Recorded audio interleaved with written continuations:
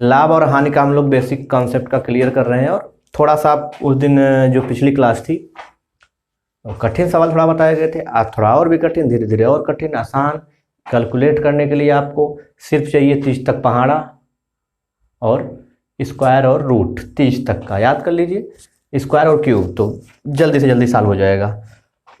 आइए पहले सवाल पे चलते हैं। एक व्यक्ति दो वस्तुएं एक ही मूल्य पर बेचता है। दो वस्तुएं एक मूल्य पर बेचता है। दो वस्तु एक मूल्य पर बेचता है मतलब एक एक्स वस्तु होगी, एक वाई वस्तु होगी। दोनों का जो वस्तु है ये भी वस्तु है। दोनों का रेट क्या है, सेम। मान लीजिए जेड रुपए में इसको बेचा, एक ही दो वस्तु एक ही मूल्य पे बेचता है, ये भी जेड रुपए, ये भी जेड रुपए में। पहली वस्तु पर 20% का लाभ और दूसरी वस्तु पर 25% का लाभ हुआ। पहली वस्तु पर उसे 20% का लाभ और दूसरी वस्तु पर 25% का लाभ हुआ। यदि पहली वस्तु का क्रय मूल्य 1000 रुपया हो, 1000 है, 10,000 है, मतलब इसको खरीदा था कितने पे, 10,000 रुपये पे। यदि पहली वस्तु का क्रय मूल्य 1000 रुपये हो तो दूसरी वस्तु का क्रय मूल्य ज्ञात कीजिए। मतलब खरीदा 1000 पे लेकिन बेचा है दोनों को समान रेट पे। इसको भी कितने पे खरीदा होगा, चाहे जिस पे 1000 का खरीदा होगा, 1000 से कम में खरीदा होगा, लेकिन जब बेचता है तो दोनों को सेम रेट पे बेचता है। अब क्या हुआ है कि पहली वस्तु अगर और सेम रेट में, इस पे कितने फायदे हुए, पहली वस्तु पर 20% का फायदा हुआ, दूसरी पर 25% का फायदा हुआ। और खरीदा है एक वस्तु को 10,000 में, दूसरी वस्तु का दाम कितना है, क्रय मूल्य बताना है। तो पहला एक बेसिक कॉन्सेप्ट जो आप सब लोग जानते हैं, जो सूत्र होता है, क्या होता है कि टोटल जितना है पहली वस्तु बटे, पहली वस्तु कितने की है 1000, 10,000 की, तो दूसरी वस्तु का दाम, दूसरी वस्तु को क्या मान लें, एक्स मान लें, कोई दिक्कत नहीं होनी चाहिए। तो दूसरी वस्तु को जो है ऊपर हमेशा रखेंगे, दूसरी वस्तु यहाँ नीचे रख दी, यहाँ ऊपर। दूसरी वस्तु का 25% का लाभ पर बेचा है सवाल में तो 125, और एक को दूसरी पहली वस्तु को बेचा है 20% का लाभ पर तो 120। ये फार्मूला होता है, आपको मिल जाएगा। पहली वस्तु बटा दूसरी वस्तु, दूसरी वस्तु का लाभ बटा पहली वस्तु का लाभ। दूसरी वस्तु का लाभ 25% लाभ है तो 125, और इसको बस काट दीजिए, 5 से काट दीजिए, तो 5 से इसको काटेंगे तो 5 दूना 10, 5 25, और इसको काटेंगे तो 24। ये हो जाएगा 10,000 बटे एक्स बराबर 25 बटे 24।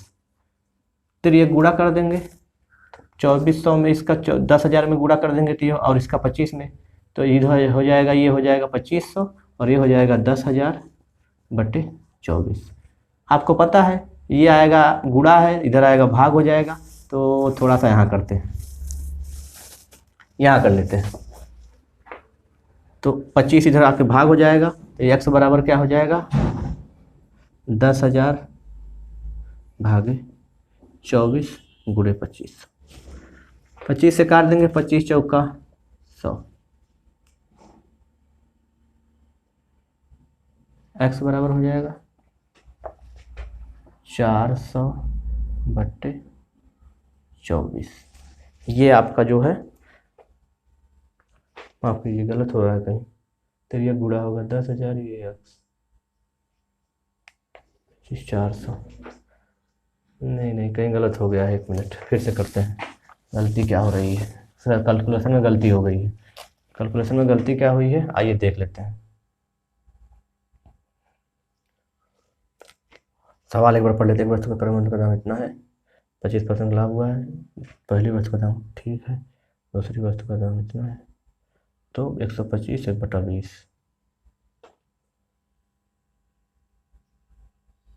हाँ ये गलती हो गई, इसका गुणा हुआ है,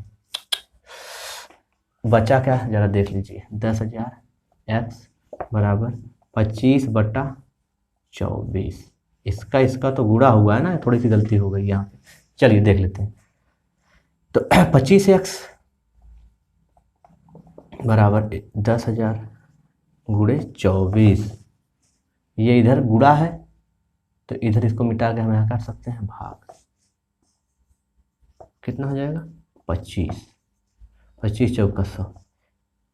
एक्स बराबर 400 गुणे 24, 400 गुणे 24 करेंगे तो कितना आएगा, 24 दूना 48, 96, 96 मतलब 0 और।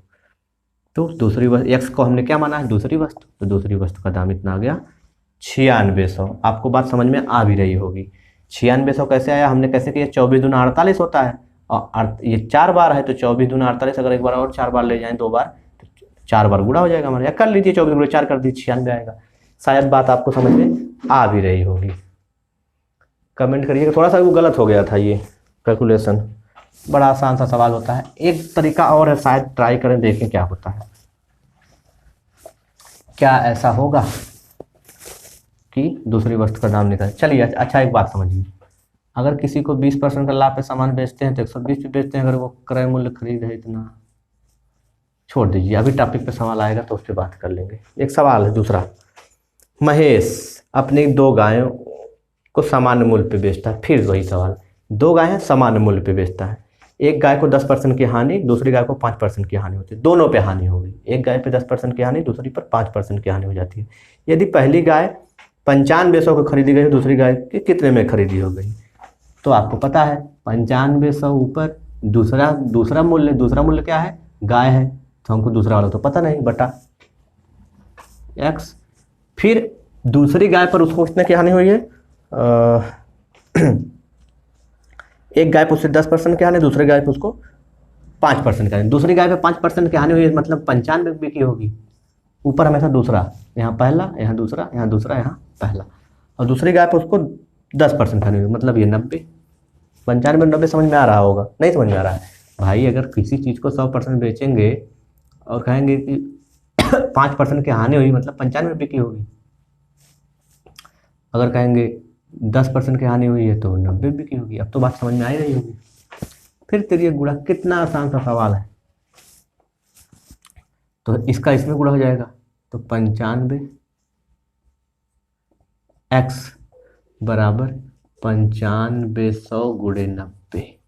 इधर ये गुणा है तो इधर क्या हो जाएगा आके भाग, 95 गुणे 90 बट्टे 95, 95 कम 95, एक्स बराबर 100 गुणे 90, एक्स बराबर 9, 100 को गुणा करेंगे तो 9000 का हो रहा होगा। दूसरी गाय, समझ में बात आ रही होगी।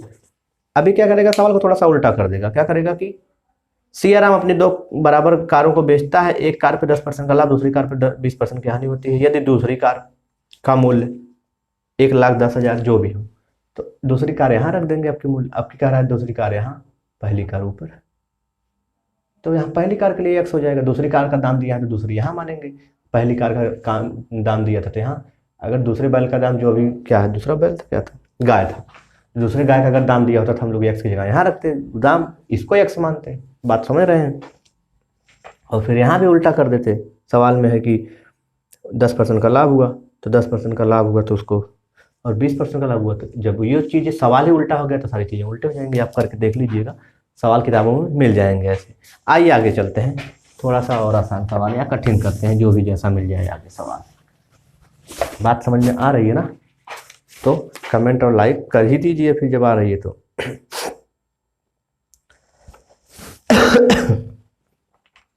अब जैसे एक सवाल है, टाइप अलग से है, थोड़ा सा समझने की कोशिश करते हैं। जैसे एक सवाल बड़ा अच्छा सा है कि एक दुकानदार जितने रुपए में 20 कलमें खरीदता है उतने रुपए में 15 कलमें बेच देता है। वाह, उसको तो फायदा हो गया शायद, नहीं समझ में बताइए, फायदा होगा ऐसा। अब आप ही जैसे हैं, हाँ, पान खरीदने चले गए दुकान से ना, तो जितने में 20 पान खरीदे हैं उतने में 15 पान बेच दिए, तो भाई साहब फायदा होगा इसमें। चलिए पान पे क्यों आते हैं ना, आइए सवाल पे आते हैं। कह रहा है एक दुकानदार जितने रुपए में 20 कलमें खरीदता है, जितने रुपए में 20 कलमें खरीदता है। एक दुकानदार है जितने रुपए में 20 कलमें खरीदता है, उतने रुपए में 15 कलमें बेच देता है।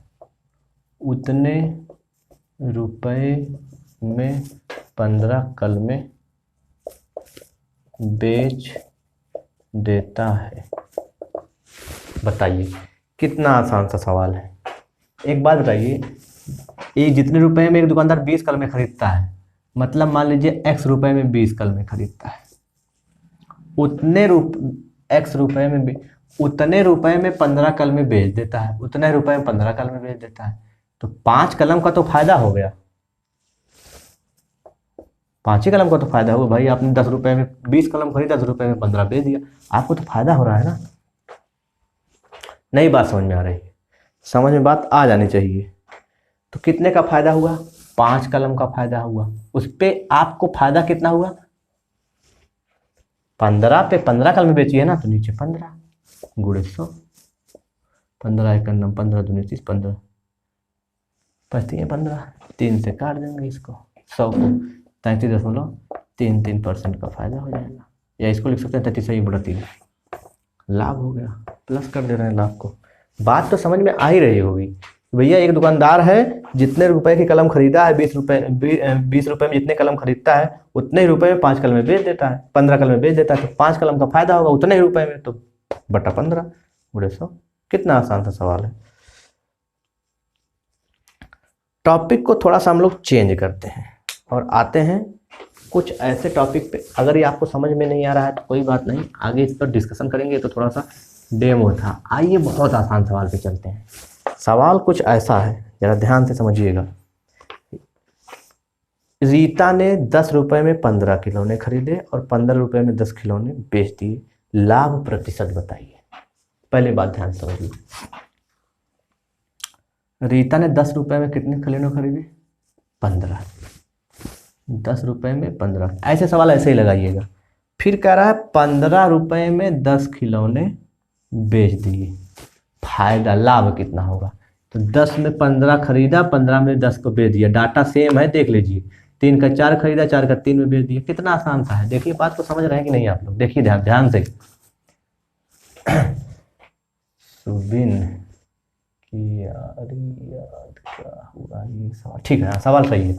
ध्यान से बात को समझिएगा। 10 रुपए में 15 कलम खरीदा, 15 में 10 की दर से बेच दिया, तो तिर्यक गुणा कर दीजिए। देख रहे हैं यार, हमारा कहने का मतलब डाटा कितना आसान है। 10 15 15 10, ऐसे सवाल ऐसे लगाइएगा। 10 10 पे 100, 25 गुणे 15 गुणे 15 कितना? 100, माफ कीजिए 225, क्योंकि 15 का स्क्वायर 225 होता है। तो आप एक बात समझ, इधर क्रय मूल्य इसको मान लीजिएगा और इसको विक्रय मूल्य है।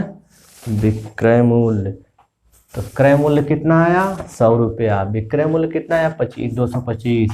तो आप ये बताइए, 100 रुपये का सामान खरीद कर 225 के बेचा जाए तो कितने रुपये का फायदा?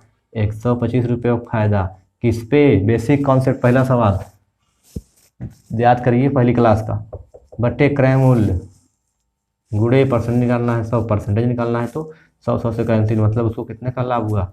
25%, 125% का। इस सवाल को छोटा भी कर सकते थे, ऐसे भी कर सकते थे। 5 दूना 10, 5 3 5 दूना 5 3 15, 5 दूना 10। मतलब सवाल ये ऐसे हो सकता था। एक व्यक्ति ने 2 रुपए में 3 कलमें खरीदी और 3 रुपए में 2 कलमें बेच दी। फायदा कितना होगा? जरा देखते हैं फायदा कितना हो रहा है। 2 दूना 4, 3 3 का 9, 4 रुपये में खरीद कर 9 रुपये में बेच दिया, कितने फायदा? 5 का फायदा। 5 ही का तो फायदा हुआ। सेम सवाल है, डाटा छोटी गिनती कर दी, देखिए उत्तर यही आएगा।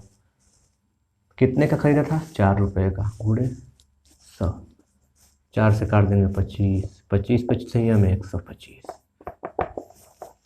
कितना आसान सा सवाल है। इन सवालों में कोई अंतर नहीं है, बड़ी गिनती दे दी है, छोटी गिनती दे दी है, कोई फर्क ही नहीं पड़ने वाला है। कितना आसान सा सवाल है और हम लोग लगा नहीं पा रहे हैं। हम लोग कह रहे हैं बहुत कठिन है, मैथ ये है वो है। लगाएंगे तो सारे सवाल लगेंगे, खोज खोज लगाइए किताबों में से। नहीं लगाएंगे फिर तो समस्या हो जाएगी। समझ रहे हैं बात को ना? हाँ, एक सवाल आप लोग जरा लगाइए, पॉज करके लगाइएगा। सवाल बोल रहा हूँ। गीता ने कुछ कलमें 8 रुपये में 10 के भाव से खरीदा और 10 रुपये में 8 के भाव से बेच दिया, लाभ प्रतिशत बताइए। फिर से रिपीट कर रहा हूँ क्वेश्चन। गीता ने कुछ कलमें 8 रुपये में 10 के भाव से खरीदा और 10 रुपये में 8 के भाव से बेच दिया, लाभ प्रतिशत या हानि प्रतिशत बताइए। बताइए इस स्थिति में क्या होगा। क्या सवाल है? रीता ने 8 रुपया में 10 कलम खरीदा और 10 रुपया में 8 की दर से बेच दिया। गुणा कर दीजिए। 64 रुपये में खरीदा, कितने में बेचा? 10 पे 100।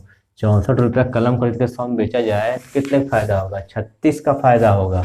36 का इसमें क्या हो जाएगा? फायदा। और ये कितने क्रय मूल्य नीचे? 64 गुणे 100। 8 चौके 32, 9 चौके 36। 2 से काटा जाए कि 4 से? 2 से। चलिए काट, तो ये हो जाएगा 2 1 9 2, 2 7 14, 17 दूने 18, 18 दूने 36। समझ रहे हैं नहीं बात को? 2 1 9 2 हासिल 1 16। अरे अभी नहीं समझ पा रहे हैं? 2 से काटेंगे 36 को तो 18 आएगा भैया। 1 1 कम लिखो, यही 2 1 कम 2 हासिल 1 2 6 2 9 18 19 2 30। हम भी देख रहे हैं क्या हो रहा है थोड़ा सा। 8 2 16। समझ रहे हैं कि नहीं? इसको काट देंगे 64 को, दिया आएगा 32। फिर 2 से 9, फिर 2 से 16। 16 का मतलब होता है 1.667। 9 छक्के 54 पॉइंट समथिंग आंसर आना चाहिए। दिया भी नहीं है, जो भी हो तो आंसर आ गया। कितना आसान सा आंसर था। अब कहाँ गया? 6 9/6 गुणे 100।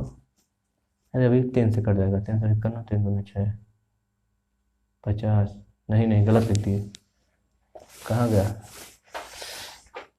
64 रुपया में बेचा, 700 का बेचा तो 36/100 गुणे, अरे 64 हो, क्रय मूल्य 64 गुणे 100। इतना आसान सा 56 समथिंग आ रहा है आंसर। देख लीजिएगा आप लोग, करके दिखा दें। 18 दूनी 36, 32 दूना 64, ये हो जाएगा 1800। अब ऊपर गुणा कर देंगे दूसरा तरीका, 32 काट देंगे, 56 पॉइंट समथिंग आ रहा है आंसर। कर लीजिएगा, एक बार चेक कर लीजिएगा। थोड़ा सा सिर दर्द करने लगा ना जैसे पढ़ाते पढ़ाते, तो ऐसा हो जाता है। सवाल पे आते हैं। बड़े आसान से सवाल होंगे। एक और सवाल बड़ा एकदम मतलब छोटकू सा सवाल है, जरा लगाइए तो। एक व्यक्ति 4 रुपये की 5 की दर से सामान खरीदता है और 5 में 4 की दर से बेच देता है, लाभ %। 4 रुपये में 5 की दर से खरीदा, 5 रुपये में 4 की दर से बेच दिया। 4 चौके 16, 5वां 25। क्या % का फायदा हुआ? 16 का खरीदा, 25 का बेचा तो 9 का फायदा हो गया। अभी 16 पे गुणे 100। आप इसको आंसर करके बताइए कमेंट बॉक्स में कितना आंसर आएगा। हाँ, मिलते हैं अगली क्लास में। और अभी जो है न्यूज़ के लिए वीडियो बनाना है तो वहीं पे, अब दिमाग वहाँ चला गया ना, इसलिए अब क्वेश्चन थोड़ा सा जल्दी से ख़त्म कर रहे हैं क्लास को। मिलते हैं अगली क्लास में। और खुश रहिए, परेशान मत रहिए, मस्त रहिए। छोटी छोटी बातें जीवन में होती रहेंगी। Thank you.